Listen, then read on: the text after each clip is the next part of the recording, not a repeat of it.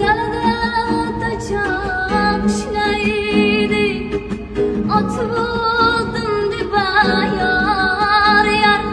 Men sizga hozir vodiyni nuqtasini ko'rsataman. Mana shu ko'rib turgan katta monolitlarit Andijon, Namangan, Farg'onaning qoq markaziga joylashtirilgan ekan. Shu yerda yashaydiganlarning fikriga qaraganda, oldingi paytlarda vodiyning markazi mana xuddi mana shu yer bo'lgan ekan.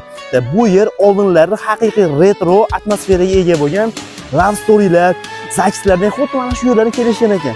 Kelinglar, men tepaga chiqib ko'raman sizlar bilan, yuringlar. Xuddi mana shu yerlarni suvlar tushib, agar men adashayotgan bo'lsam, kommentariyaga to'g'rilab ketinglar. Bu yer o'zi nima bo'lgan va bu yerdan kimlar zaksdan o'tgan, kimlar sayr qilgan. Bu yer asli o'z davrida sayyohlar uchun eng go'zal makon hisoblangan. Chunki vodiyning markazi hisoblangan ekanda.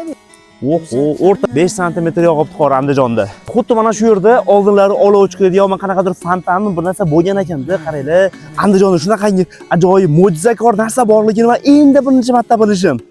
Agar video yoqqan bo'lsa, bitta like bosib qo'yinglar. Shu yilda oxirigacha men 1 million obunachi bo'lishim kerak. O'z hissingizni qo'shing, men xursand bo'lgan bo'laman.